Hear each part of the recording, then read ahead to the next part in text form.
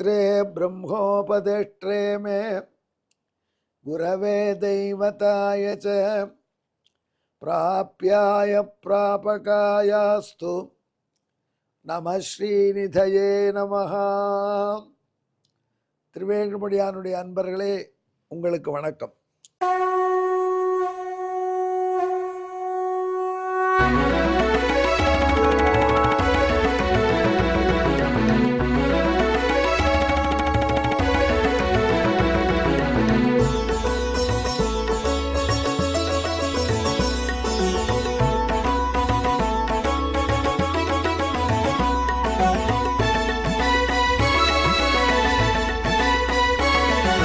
सहस्रनामं सहस्रनामं श्रीवेङ्कटेश सहस्रनामं सहस्रनामं सहस्रनामं श्रीवेङ्कटेश सहस्रनामं.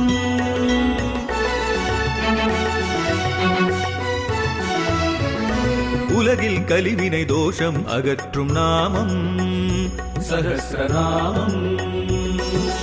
உயர்வுகளை வாழ்வில் அளிக்கும் நாமம் சஹஸ்ரநாமம்.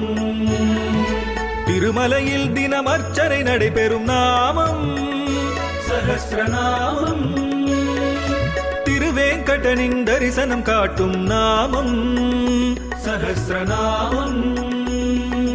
சகஸ்ரநாமம் சகஸ்ரநாமம் श्रीवेङ्कटेश सहस्रनामं सहस्रनामं सहस्रनामं श्रीवेङ्कटेश सहस्रनामं.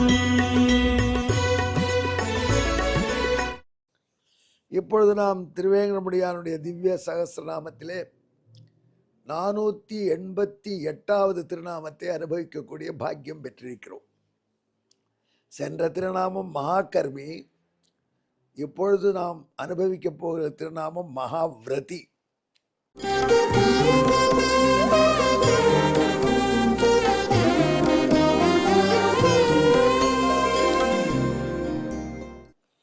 மகாவிரதி என்று நாரதர் அவனுக்கு பெயரிட்டு ரசிக்கிறார். பெரிய விரதத்தை உடையவன், பெரிய நோன்பை உடையவன். அந்த எம்பெருமான் இப்படி பெருநோன்பை உடையவன் என்று தன்னையே சொல்கிறான். இது என்னுடைய விரதம். நாராயணனுக்கும் நோன்பு உண்டா? நாராயணனும் விரதம் இருப்பான்னா இருப்பான். அவனுடைய விரதம் என்னன்னு கேட்டால், யாராக இருந்தாலும்,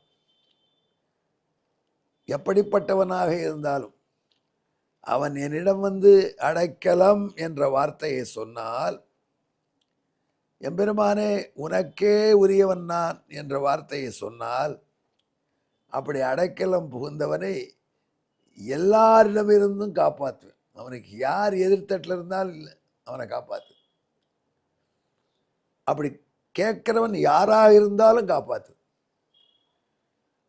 அது என்னுடைய விரதம் என்று ஒரு டிக்ளரேஷன், அறிவிப்பு செய்தான் கடற்கரையிலே ராமாவதாரத்திலே வெங்கடேசன். அதுதான் ராமனுடைய ஃபைனல் வெர்டிக்ட் என்று சொல்கிறோம். சகிருதேவ பிரபன்னாய தவாஸ்மீதி ச யாச்சதே அபயம் சர்வபூதேபியோ ததாமி ஏதத் விரதம் மம. அந்த விரதத்தை எப்படி காப்பாற்றினான்?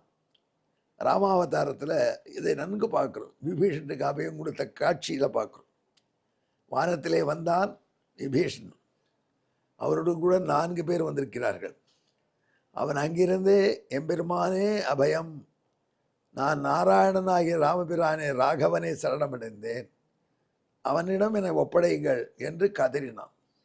வானர வீரர்கள் அதை பார்த்துட்டு, யானோ கண்ணங்கரேன்னு வந்திருக்கான், ஏதோ சுத்தம் போடுறான், அடைக்கலங்கிற, நிச்சயம் ராவணனுடைய ஆளாகத்தான் இருக்கான், அவன் அடியவனை உதையவனை என்று கீழே இருந்தே மரம் கல்லாம் தூக்கி எரிய ஆரம்பிச்சிட்டாங்க. ராவணனுடைய தம்பி விபீஷன் இன்னும் மேல் லெவலில் ஹைட்டுக்கு போயிட்டான். இவர்கள் எரியது அவனை தாக்கலை, ஆனால் வார்த்தைகள் தாக்கிடுத்து. நிற்கிறான் அங்கே. என்ன செய்கிறது? பாப்பியான ராவணன் தம்பி, எம்பெருமானே நீ சர்வலோக சரண்யன், என்னை ஏற்றுக்கொள்ள வேண்டும் என்று அங்கிருந்து கதறினான். உடனே ராமபிரான், நிறுத்துங்கள், அடிப்பதெல்லாம் அப்புறம், நம்ம முதல்ல மீட்டிங் போட்டு பேசிப்போம், இவரை ஏற்றுக்கொள்வதா வேண்டாம். உடனே சுக்ரீவ மகாராஜா தங்கள் கருத்து என்ன என்று தன்னுடைய அட்வைசர் மந்திரி சுக்ரீவனை கேட்டான்.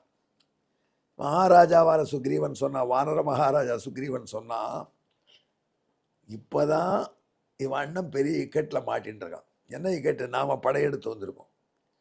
இந்த துயரத்தில் இருக்கிற அண்ணனை விட்டு ஓடி வந்து இந்த கருங்காலி நம்மிடம் சரணமடைகிறான். இப்படி சொந்த அண்ணனே ஆபத்து வரும்பொழுது விட்டு ஓடி வர இவனை நாம சேர்த்துட்டா நாளைக்கு நம்மளுக்கு துரோகம் விட்டு ஓட மாட்டான் என்ன உறுதி? சொந்த அண்ணனையே ஒழிக்க வந்திருக்கிற இவனை போய் நாம் நம்பலாமா என்று சுக்ரீவ மகாராஜா சொன்னார். ராமபிரான் லக்ஷ்மணனை பார்த்தார். ஐயா தங்கதையே மறந்துட்டார் போல இருக்கு. இவர் சொந்த அண்ணனையே தானே ஒழிச்சிட்டு கல்லறை மேலே தான் சிம்மாசனம் ரெண்டு உட்காண்டிருக்கான். எல்லாருக்கும் அவங்க கதை மறந்து விடுறது என்று எண்ணிக்கொண்டது போல் ராமனும் லக்ஷ்மணனும் ஒரு கிளான்ஸ் புன்னகை பூத்து கொண்டார். அப்புறம் சுக்ரீவன் இப்படி அவனுடைய கருத்தை சொல்லிட்டான். ஜாம்பவான் என்கிற பெரியவர் சொன்னார், பேசான முதிய கரடி, சுக்ரீவனுக்கே மந்திரி அவர். அவருடைய கருத்து என்ன ராமன் கேட்டான். அவர் சொன்னார், நல்லவனாக இருக்கலாம் கெட்டவனாக இருக்கலாம் நமக்கு தெரியாது, ஆனால் இப்போ இவன்கிட்ட மாட்டிக்கூடாது, நாம் அதே சமயத்தில் இவனை கைவிட்டுறவும் கூடாது. அதில் ஒரு சொல்யூஷன் இருக்குது. அது என்னென்னா, ஆகட்டும் பார்க்கலாம். அவன்கிட்ட சொல்லிவிட்டு, நாங்கள் இப்போ போருக்கு போயிட்டுருக்கோம், இந்த பிஸி ஷெட்யூலில் உன்னை சேர்த்துக்க முடியாது, அப்படியே இரு, போர் முடிஞ்சு நாங்கள் வெற்றி பெற்று வந்த பிற்பாடு உன்னை கன்சிடர் பண்ணுவோம், பிறகு பார்ப்போம் அப்படின்னு சொல்லி government solution wait and see எப்படி சொல்லுவோம் என்று ஜாம்பவான் சொன்னார். துடிப்பு மிக்க அங்கதன், சுக்ரீவனுடைய வாலியினுடைய மைந்தன், இளவரசன், வானர இளவரசன், அவன் சொன்னான், இதெல்லாம் சரிப்பட்டு வராது, இந்த ஆளை இப்போ நாம் ஸ்பை ஒற்றரை விட்டு ஆராயணும், நிஜமாகவே ராவணனை விட்டு வந்திருக்கானா இல்லை தான் நாடகம் ஆடுறான்னு தெரியும், அதற்கப்புறம் நம்பிக்கை பிறந்தால் சேர்த்து கொள்ளலாம். இப்படி சேர்த்து கொள்ள வேண்டுங்கிற ஓட்டே வரல.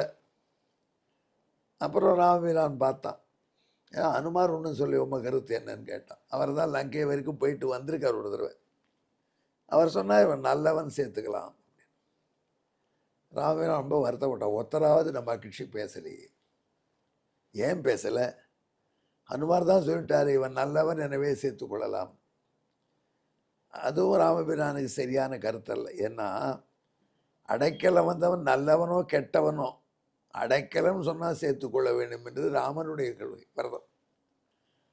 ஆகையினால அனுமார் சேர்த்து கொள்ளலான்னு ஆன்சர் கரெக்டாக சொல்லிட்டார், ஆனால் ஸ்டெப்பு தப்பாக போட்டார். வழி சரியில்லாமல் ஆன்சர் ஃப்ளூக்கில் வந்துட்டால் வாத்தியார் மார்க் போடுவாரா? கணக்கு வாத்தியார் போட மாட்டார். அதனால் ஃபார்முலா சரியாக போடலை.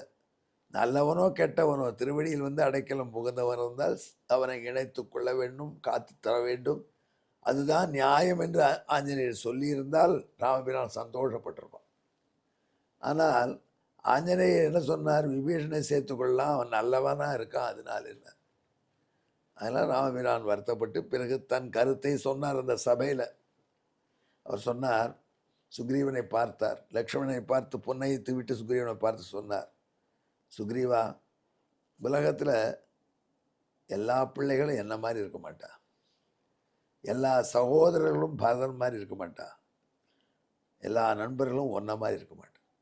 முதல்ல எல்லா சகோதரர்களும் பரதன் மாதிரி இருக்க மாட்டார் என்று சொன்னான். தாத்பரியம் என்ன?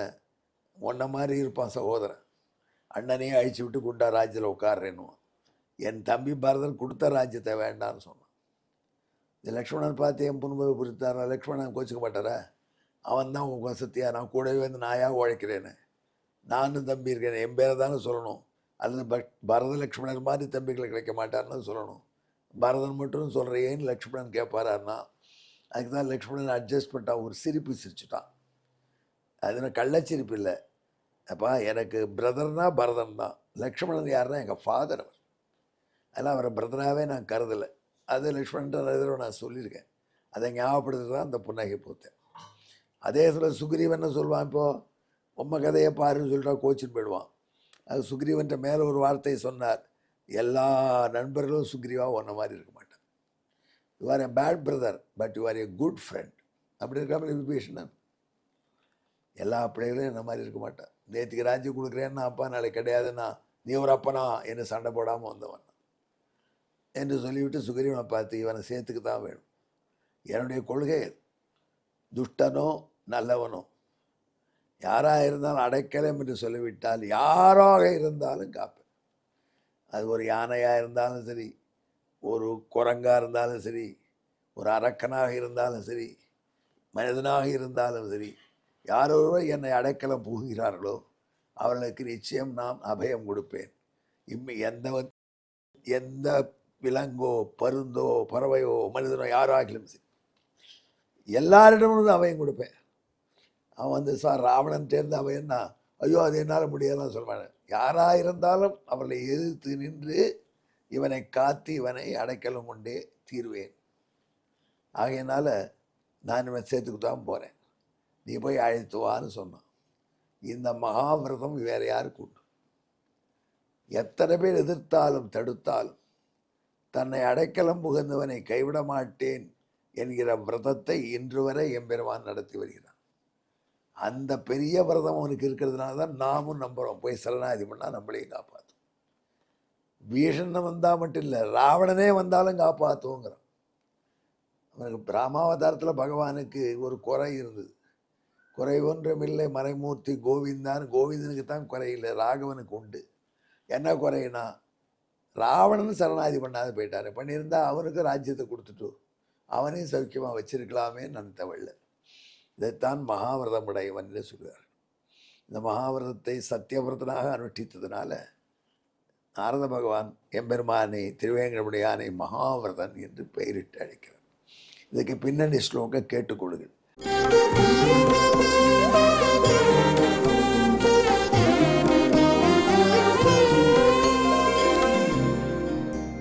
மகாவிரதி ஸ்வவ்ரத ரக்ஷக சன் தசானனஸ்யாவ சகோதரம் தம் விருத்த மந்திரே சஜிவேரிதேபி காகுஸ்தரூபோ விஷசைலநாதகா. எங்கே என்னுடன் கலந்து ஜெபியுங்கள். மகாவிரதினே நமஹா. விபீஷனுக்கு அடைக்கலம் கொடுத்த கோலத்தில் தான் ராமமூர்த்தி ஸ்ரீனிவாச ராகவனாக திருமலையில் இருக்கான். அங்கே விபீஷனுக்கெல்லாம் சன்னதி இருக்கு, போய் சேவியுங்கள். எங்கே? தெற்கு பிராகாரத்தில் பிரதர்ஷனம் தொடங்கச்சே பார்க்கலாம். நண்பர்களே, இப்போ ஏற்பட்ட எம்பெருமானை நம்புவோம், நமக்கு குறை ஒன்றுமில்லை. தமிழ் பாட்டு சொல்கிறேன் கேளுங்கள். அடைக்கலம் எந்த வந்தவனை கைவிடா பெருநோன்பன் என வீழின வரலாறு மூலம் அறிவும். அமைச்சர் அனைவரும் எதிர்மறை கருத்து கூறிடவும் அபயம் கொடுத்தான் அவனுக்கு. எனவே மகாவிரதியானான் வேங்கட தண்டலே. எங்கே என்னுடன் கலந்து ஜெபியுங்கள். மகாவிரதினே நமஹா. நன்றி, வணக்கம்.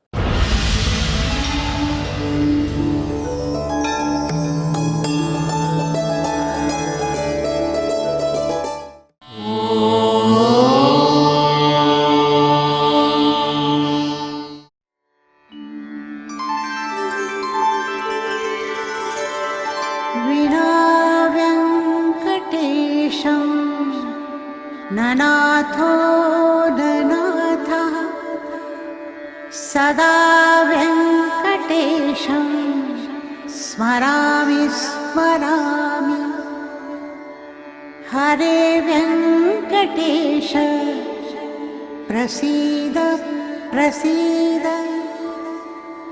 प्रियं वेङ्कटेश प्रयच्छ प्रयच्छ.